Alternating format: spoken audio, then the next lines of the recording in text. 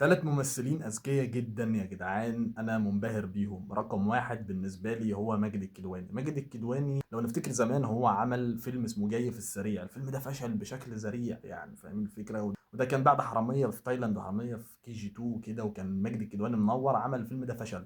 راح عمل إيه؟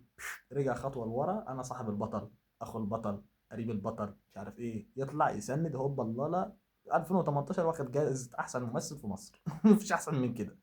اما الممثله بقى، ودي اول مره تحصل بالنسبه لي ان انا اشوف ممثله ذكيه في مصر، يعني هي مي عز الدين. مي عز الدين يا جدعان كانت مقتنعه تماما ان هي ميجا ستار ونجمه وكل حاجه ومش عارف ايه، لحد ما راحت عامله البرنسيسه بيسا حادثه، فاهم انت؟ اختفت كام سنه، رجعت لا يا باشا اهدى، نعمل ادوار دور تاني. مش لازم النجوميه، يعني لو اسمك ما اتكتبش اول واحد مش هتموت من جوه، فاهم الفكره؟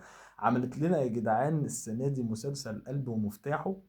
انا بتفرج عليها كده اللي هو يا بنت اللذينه، طب انت بتعرفي تمثلي حلوه، امال انت كنت عامله كده ليه؟ ده هي كانت محصوره في الكوميدي، لما طلعت بره الكوميدي ممثله جامده جدا يا جدعان بالنسبه لي والله. انا حبيتها مع اني ما كنتش بحبها خالص.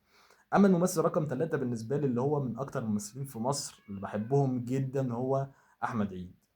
بص يا صاحبي، هو الراجل ده دايما كان نجم، يعني من زمان كان بيطلع نجم، وكانت افلامه بتنجح والدنيا زي الفل.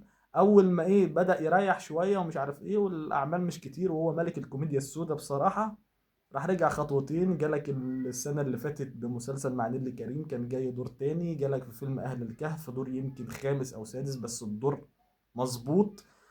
والسنه دي ما ظهرش ليه؟ لان هو يا اما بيعمل لك حاجه حلوه يا اما مش هيعمل لك اصلا. فانا بالنسبه لي بحترم ذكاء هذا الرجل جدا.